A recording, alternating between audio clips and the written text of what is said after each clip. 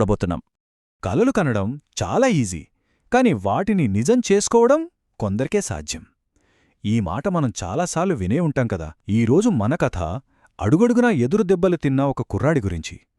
ఇక్కడితో ఆగిపో అని చుట్టూ ఉన్న వాళ్లంతా అంటున్నా ఆగిపోవడం ఎలాగో ఆ అబ్బాయికి అస్సలు తెలీదు. అది తన రక్తంలోనే లేదు. నిజంగా ఈ హృదయాన్ని తాకే కథ మనకి ఎన్నో విషయాలు నేర్పుతుంది. సరే, అసలు విషయానికొద్దాం. కలల మూల్యం. పెద్ద కలల కనడం సులభమే కావచ్చు, కాని దానికి మనం చెల్లించాల్సిన మూల్యం ఎప్పుడూ అసాధారణంగానే ఉంటుంది కదా. మన కథలోని అబ్బాయి పేరు ఆరిఫ్. తను వచ్చింది ఒక చిన్న పల్లెటూరి నుంచి. కాని ఆ లేత వయసులోనే తన భుజాలపై ఉన్న బాధ్యతలు మాత్రం చాలా పెద్దవి. తన డైలీ రొటీన్ ఎంత కష్టంగా ఉండేదో తెలిస్తే మనం నిజంగా ఆశ్చర్యపోతాం. ఉదయం లేవగానే స్కూల్కి వెళ్లడం, సాయంత్రం అవగానే నాన్నగారితో పాటు పనికి వెళ్లడం, మళ్ళీ రాత్రి ఇంటికి వచ్చి చదువుకోవడం. ఎవరైనా ఒక్క మాట అనకముందే అతను రోజుకి ఎంతలా అలసిపోయేవాడో మనకి స్పష్టంగా అర్థమవుతోంది. అంతటి శారీరక శ్రమ మధ్య కూడా తన ఆశయం మాత్రం ఏనాడూ చనిపోలేదు. ఇంతలా కష్టపడుతుంటే సహజంగానే చుట్టూ ఉన్నవాళ్లు చూస్తూ ఊరుకోరు కదా. అసలు నువ్వెందుకంత కష్టపడుతున్నావు, నీ లైఫ్లో ఏం చేద్దామని అనుకుంటున్నావని తన ఫ్రెండ్స్ ఎగతాళి చేసేవాళ్లు. ఈ ప్రశ్నను ఒక్కసారి గట్టిగా ఆలోచించండి. ఆ అవమానం, ఆ అనుమానాల బరువు ఆరిఫ్ మనసుపై ఎంత ఇంపాక్ట్ చూపించిందో మనం అర్థం చేసుకోవచ్చు. వాళ్ళడిగేవి కేవలం ప్రశ్నలు కాదు, అందులో ఒక రకమైన చిన్న చూపు స్పష్టంగా కనిపించేది. మరి ఆ ఎగతాళి మాటలకు ఆరిఫ్ ఇచ్చిన ఆన్సరేంటో తెలుసా? ఒకవైపు ఫ్రెండ్సు, వెటకారాలు, అనుమానాలు, మరోవైపు ఆరిఫ్ నిశ్శబ్దం. తను ఎప్పుడూ ఎవరికీ ఎదురుమాట్లాడలేదు, జస్ట్ అలా ఒక చిన్న చిరునవ్వు నవ్వి ఊరుకునేవాడు. ఎందుకంటే తన సమాధానం మాటల్లో లేదు, తన ఆచరణ, తన దృఢమైన సంకల్పంలో ఉంది. బయటనుంచి వచ్చే శబ్దాల కంటే లోపలినుంచి ఉప్పొంగే నిశ్శబ్దపు పట్టుదల చాలా పవర్ఫుల్ అని తను నమ్మాడు. ఇప్పుడు మనం ఈ కథలో మరో ముఖ్యమైన ఘట్టానికొచ్చాం. చీకట్లో వెలుగు, వీధిదీపం కింద. ఇక్కడ చాలా ఇంట్రెస్టింగ్ విషయం ఏంటంటే, ఆ సిచ్యువేషన్ని ఒక్కసారి ఇమాజిన్ చేసుకోండి. చల్లని గాలి వీస్తోంది, ఇంట్లో కరెంట్ లేదు, కాని ఒక స్ట్రీట్ లైట్ కింద కూర్చుని చదువుకుంటున్నాడు. బయట ఎంత చీకటి ఉన్నా, చలి ఎంత ఇబ్బంది పెడుతున్నా సరే, ఆరిఫ్ కళ్ళల్లో మాత్రం ఒక కొత్త స్పార్క్ కనిపించేది. ఆ భౌతికమైన చీకటి తన అంతరంగంలో రగులుతున్న ఆశయ జ్వాలను ఏమాత్రం ఆపలేకపోయింది. అది తన సంకల్పానికి ఒక సజీవ సాక్ష్యం.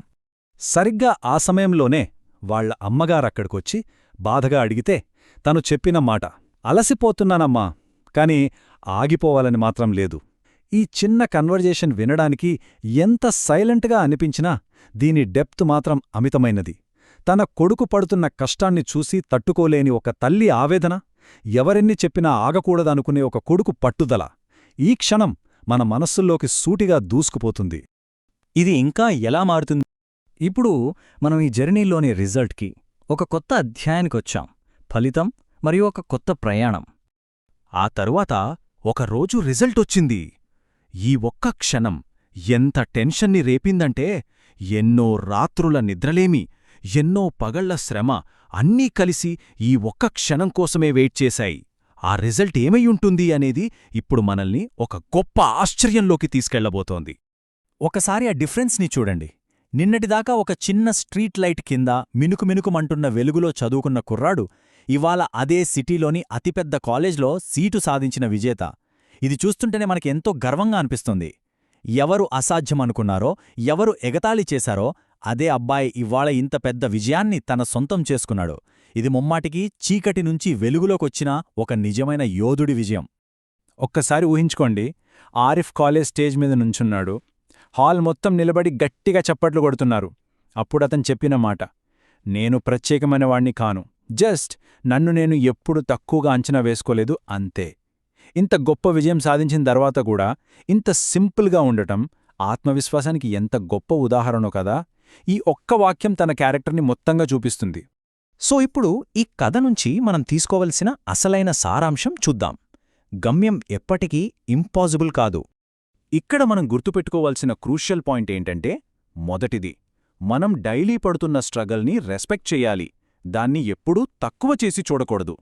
రెండో విషయం, అనుమానంతో మాట్లాడేవాళ్ల మాటలను అస్సలు పట్టించుకోవద్దు, వాటిని పక్కన పెట్టేయాలి. ఇక ఆఖరిది, అత్యంత కీలకమైనది, ఎవరి విలువని వాళ్లు ఎప్పుడూ తగ్గించి చూసుకోకూడదు. సిచ్యువేషన్స్ ఎంత నెగటివ్గా ఉన్నా సరే సెల్ఫ్ బిలీఫ్ ఒకటే మనల్ని ముందుకు నడిపే ఏకైక మార్గం. ఈ ఆఖరి ప్రశ్నతో ఈనాటి మన విశ్లేషణను ముగిద్దాం. దారులు కష్టంగా ఉంటే డెస్టినేషన్ ఎప్పటికైనా నిజంగా అసాధ్యమా? ఒక్కసారి డీపుగా ఆలోచించండి. ప్రతి అడ్డంకి, ప్రతి అవమానం, ప్రతి చీకటి రాత్రి మనల్ని ఆపివేయలేవనడానికి ఈ కథ ఒక బలమైన నిదర్శనం. ఈ ప్రశ్నను మనసులో ఉంచుకుంటూ ఎంత కష్టమైనా గమ్యాల్ని చేరుకోవడం ఎప్పటికీ ఇంపాసిబుల్ కాదని నమ్ముతూ ముగిద్దాం.